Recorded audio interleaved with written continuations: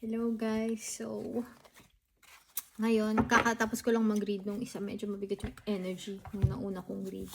Ngayon i-try natin kung kamusta na ba si Duterte, si Rodrigo Duterte sa The Hague. Okay, kamusta na ba si Rodrigo Duterte sa The Hague? Wait pala, getching natin yung main mail. But habang ginagawa ko yun, maggawa tayo ng shuffle. Mix na rin natin ito. Main mail. Okay? So, siya yung main mail. And then, i-shuffle natin yung card. This is Rodrigo Duterte. Okay? So, ngayon, tignan natin, kamusta na ba siya? Kamusta na si Rodrigo Duterte sa The Hague? I will pull 4 cards. Ngayon ang gagawin natin, maglalagay ako ng dalawa dito at saka dalawa dito. Okay? Kamusta na si Rodrigo? Big lock! Oh, nalaglag. But then it's at his back. Hindi, kasi nandito yung kamay ko. Huwag tayong ganun, sis. Okay. Okay. Mag-pull muna ako ng cards here and then here.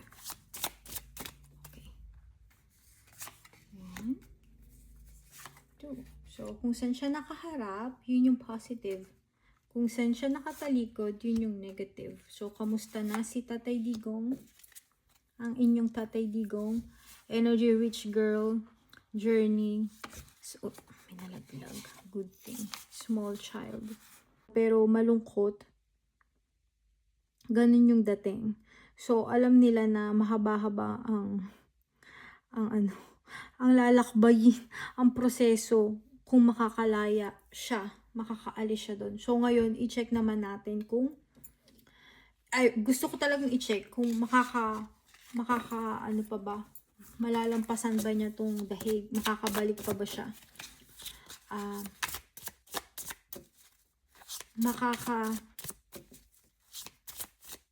paano bang question? Kailangan exact, makakalaya, murky thoughts. So, nag-iisip siya. Oh my God. I saw something. Makakalaya pa ba si Rodrigo Duterte? Wait, I got the main mail. Kuhanin na natin ito. Okay. Makakalaya pa po ba si Rodrigo Duterte sa The Hague? Makakalaya pa ba ng buhay si Rodrigo Duterte sa The Hague? Siyempre, makakalaya talaga siya doon, diba? Kasi ang question na lang kung buhay ba o patay, diba? Okay. Makakalaya pa ba si Rodrigo Duterte sa The Hague? Makakalaya pa po ba siya, spirit guides?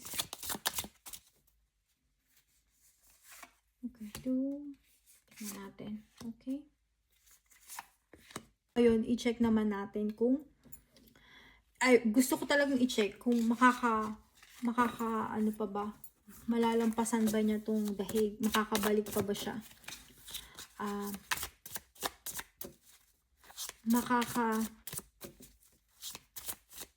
paano bang question? Kailangan exact, makakalaya, murky thoughts. So, nag-iisip siya. Oh my God, I saw something. Makakalaya pa ba si Rodrigo Duterte? Wait, I got the main mail. Kuhanin na natin ito. Okay. Makakalaya pa po ba si Rodrigo Duterte sa The Hague? Makakalaya pa ba ng buhay si Rodrigo Duterte sa The Hague? Siyempre, makakalaya talaga siya doon, diba? Kasi ang question na lang kung buhay ba o patay, diba? Okay. Makakalaya pa ba si Rodrigo Duterte sa The Hague? Makakalaya pa po ba siya, spirit guides? Okay. Tingnan natin. Okay.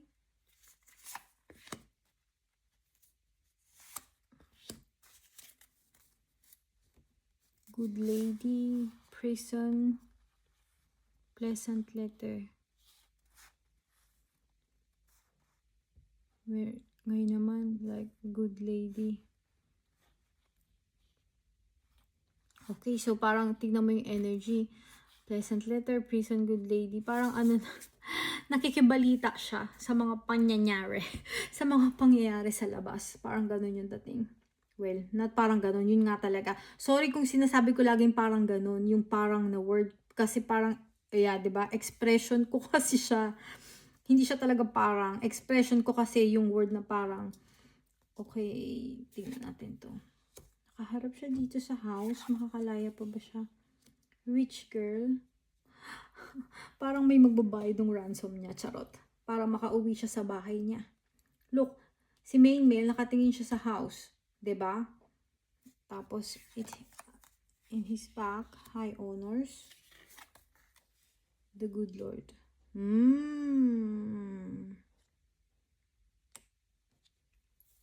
Okay.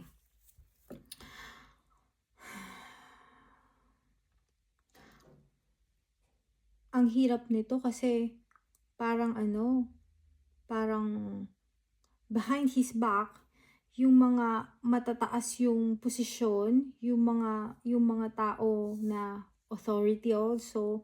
Alam mo yun, parang ang dating, parang may bidding. May tutulong sa kanya na, alam mo kasi, kung titignan mo dito, ang hirap din ng sitwasyon netong rich girl. Kasi, mas mataas si good Lord and high honors combined kay rich girl. 'Di ba? So dito kasi parang although ito yung nasa likodan niya, 'di ba? Nakaharap siya dito. So ang dating parang itong authority at yung taong may kapangyarihan na nagdala sa kanya doon, tulong-tulong sila para sirain yung reputation nito ni main male. Ito tulong-tulong sila na sirain yung reputasyon. Parang ang dating sa akin, nagbibiding sila, nagsiselebrate, parang ganun, kung paano ba papalayain ba. Siguro yung may pinakamataas na ma-offer or pinaka magandang offer. 'Di ba? Maganda ba offer nito or nito? Parang ganun. But at the same time, ang pakiramdam ko dito sa card na to is makakauwi siya sa tahanan niya. May isang tutulong itong si rich girl. Although not necessarily a rich girl, but something na na younger person. Hindi yung anak niya. Kasi, yung anak niya, although, syempre, diba, gumagawa ng paraan, probably may tutulong sa anak niya. Ganun yung dating. May tutulong. Kasi sa ngayon, wala namang magawa yung mga anak niya. Wala namang magagawa. But yun, makakauwi siya. I feel like, makakauwi siya ng buhay. Still, yung reading ko last time, still, yun pa din. Kumbaga, thank God, hindi pa rin nagbabago na makakauwi siya ng buhay. Yun lang. Niread ko lang to. Gusto ko lang malaman ano na yung sitwasyon. I mean, huwag tayong mag-wish ng bad sa isang tao kahit pa sa kalaban niya or kahit pa sa kalaban niya sa politika. Huwag tayong mag-wish ng ganun. Siguro ang ipag-pray na lang natin is si Lord na maitama yung mga sitwasyon, na yung mga bad na tao is mapatigil ni Lord, kumbaga ganun. Ibigay natin sa kamay ni Lord kung ano yung nararapat. Huwag tayong mag-wish ng hindi maganda. So, I have an idea. Let's try using the tarot card. So, this is the keeper card. Lagay natin dito. Wait, I have tarot cards here. Wait, put natin yung keeper here. Okay. Gamitin ko tong tarot cards. So, we will do past, present, and future. Lagay natin dito. Kita pa ba? Okay. Taas natin konti. Tanggalin natin to. Yeah. Okay. So, now, what we will do is, wait, baliktad na naman. I don't want to read reverse card. But, I will check if there's reverse or not. But, if there's reverse, like, hindi ko napansin or whatever, na mayroong reverse, it means it's meant to be. I have to read it in reverse. Okay, but let's check. I don't want to read reverse cards. You know, I tried it before, and there are times that all the cards are reversed, and like, what? I don't want to do that. So, let's make the cards in a conservative position, like this. Naka-upright. And then, if there's something na mari-reverse later on, then we have to read it in reverse. Okay.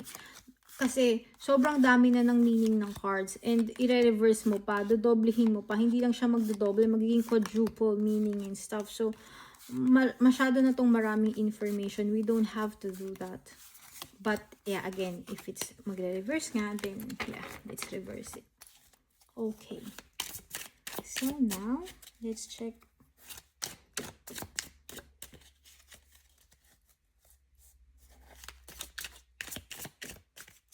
I will pull 3 cards, past, present, and future. Makakauwi pa ba si Rodrigo Duterte ng buhay sa kanyang pamilya? Ganon, pamilya. Kumbaga, makakalaya ba siya sa The Hague? Huwag na natin pag-usapan kung sa Pilipinas ba or ibang bansa. Dito kasi, house, not necessarily makakauwi sa kanyang bahay. Kasi ang kanyang bahay ay ang kanyang pamilya, right? Okay, so, ang mahalaga is kung makakalaya siya sa The Hague. Nakakalaya pa ba sa The Hague?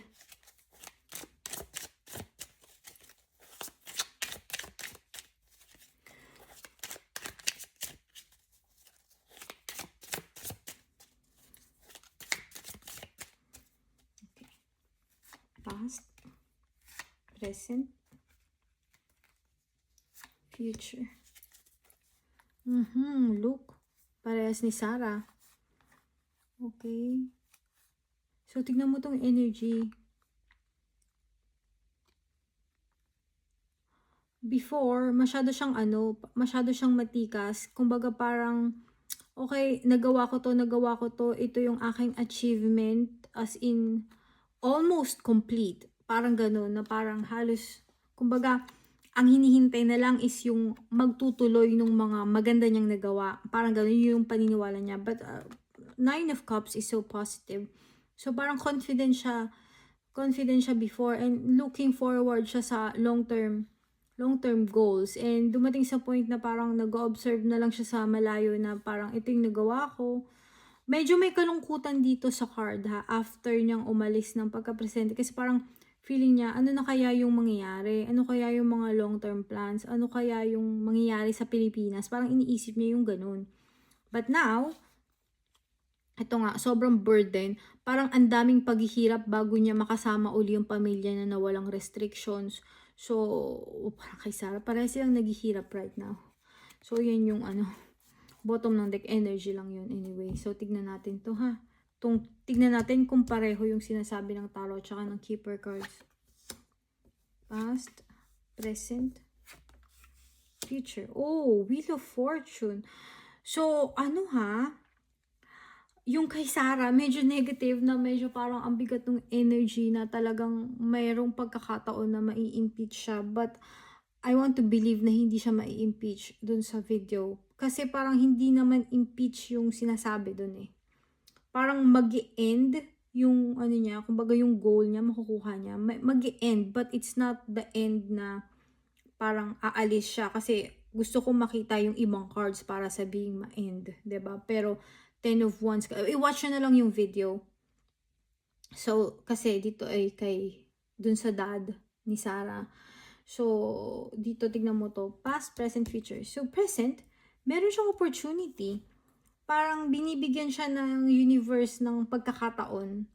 It feels like tong judge or tong trial na to, opportunity to para makalaya siya, na mapatunayan niya na mali yung mga nangyayari, na mali, na ikulong siya. Tignan mo, opportunity na makaalis siya. I feel like kung pagbabasihan ko to, meron akong feeling na parang may offer na parang may kapalit. Alam mo yung ganun, may kapalit na okay, papalayain natin yan, but he have to do this, or his family have to do this, or i-erase nila yung pamilya nila para, alam mo na, yung magaganon. Alam mo, I don't know if this is a selfishness or what, because either way, if you are the family, halimbawa, tanggapin nila to para dun sa tatay nila, or tanggapin nila na, okay, sige, suko na ako para makalaya ako, ganito. 'Di ba? Parang kung iisipin mo, selfish kasi hindi mo na inisip yung yung Pilipino, yung Pilipinas, ipaglaban. I mean, kahit naman ipaglaban mo, ang hirap naman nun. Kailangan mong nasa power para makorek mo lahat ng mga nangyayari today. But at the same time, kung sasabihin mo, hindi, lalaban ako, makukulong ako para sa Pilipinas, still pa rin parang selfishness pa rin kasi ikinulong mo siya for the sake of other people. Also parang unfair, parang nagawa naman na niya yung trabaho niya bilang presidente, 'di ba? But okay, anyway, wag na tayo doon, bumalik na tayo sa question. Kung makikita mo to sa past mo, hindi siya makatulog, isip siya ng isip, paano ba ako makakalabas, kumbaga literal na nasa bed lang siya, yung kumbaga sobrang stress niya, sobrang isip siya ng isip. Mali kasi yung nangyayari, parang parang ang dating, parang nilalagay siya doon para ipahiya siya. Parang ganun yung dating. Because, I mean, yung personality ni Duterte is, hindi siya yung politician na na magpapanggap na may sakit para takasan yung kung ano man, para maging mabait sa kanya yung yung authority kasi may sakit siya. Hindi siya yung ganun. Siya yung tipo ng taong, yung pamilya nila, pati siya, na kapag may sakit, itatago. Kasi ayaw mapahiya. More on, ayaw nilang makitang napapahiya sila. Which is, I mean, medyo din, tama din naman. Kung may sakit ka, itago mo. Although sinasabi nila na nga na may sakit, pero kumbaga, kahit sabihin nila na may sakit si Digong or whatever, ayaw nilang ipakita na napapahiya sila, ayaw nilang ipakita na nahihirapan sila. Parang ganun yung energy ng family, ayaw nilang ipakita na nahihirapan sila. Although sinasabi nila na nahihirapan sila, but ayaw nilang ipakita yun. Gusto nilang tumayo. Alam mo yung kantang, don't cry out loud, just keep it inside. Learn how to hide your feelings. Fly high and proud. And if you should fall, remember you're almost have it all. Yun. So, napakanta ang gaga. Yun, ganun. But, going back to our question. Right now, may offer. Okay, may offer and merong opportunity na mapalaya si Tatay Diggs ninyo. Okay? And seeing this Wheel of Fortune, ito yung gulong ng buhay. Seeing this in upright position, it means things will be in his favor. So, I can see, makakalaya siya. Makakalaya siya ng buhay. But I hope na pag nakalaya siya ng buhay, hindi siya yung payat na, hindi yung... Kasi parang pakiramdam ko, payat na siya, and parang alam mo yun, hopeless yung physical body niya. Ganun yung dating. Kaya rin siguro ayaw niyang humarap sa sa hearing, sa mga trial. Sinasabi lang niya yun na ayokong humarap dyan kasi Pilipino ako, foreigner yan. Yung ego niya na yun ang sinasabi niya. But at the same time, hindi talaga yun yung dahilan . Ayaw niyang humarap kasi ayaw niyang ipakita na nahihirapan siya. Kasi parang feeling niya sumasaya yung kalaban kapag nakikitang hirap na hirap siya at yung pamilya niya. Ganun. Well, di natin siya masisisi, nakakaawa, but yeah, yun, nag-read lang ako. Okay, yung description ko na yun, nakita ko yun sa previous readings ko about him, hindi dito sa spread na to, ha? Okay, so at least maybe yung mga pro DDS, nabigyan ko kayo ng pag-asa. although this is tarot reading, energy based, kumbaga, Diyos lang ang nakakaalam kung ano talaga yung mangyayari. Pwede pang magbago, 'di ba? But yun, ma-advise ko lang, just yun, pray. Pray kayong lahat. Kung ano man yung, 'di ba? Bibigayan ni Lord. Kung ano man yung gusto. But at the same time kasi, alam nyo, hindi naman, kailangan rin kumilos nung tao, nung mga Pilipino, kung gusto talaga nilang mapalaya. Kasi, nakakaawa, no? Pero inyo, nagawang patay si Ken, yung sino ba yun, yung Marcos before the yung dati, yung about, yung tatay na Marcos ng Pilipino, nung, diba, namatay si Ninoy and stuff, and yung mga pangyayari nagawa, kumbaga umabot sa hangganan yung mga Pilipino. Pero ngayon, yung mga tao is, itong presidente na maraming nagawa, si Duterte, para sa kanila, hindi sila, kumbaga napakulong sa ibang bansa, pero hindi pa rin sila umabot sa sukdulan. Parang, I mean, yeah, there's rally, but parang feeling ko it's still not enough. Pero siguro pagod na yung mga tao sa kakarally. Parang feeling ko ganun. Parang umaasa sa isa't isa.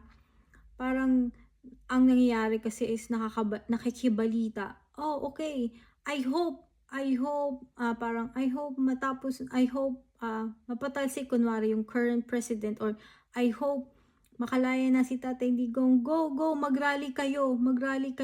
Eh, dito lang ako sa bahay. But I'm hoping. Alam mo yun, yung tipong everybody is hoping, pero konti lang yung sumasali kasi yung iba tinatamad. Ganun yung dating. So anyway, hindi naman yun yung question natin. But yun, I hope na bigyan ko kayo ng pag-asa in this reading. For the next reading, let's look at President Bongbong Marcos naman.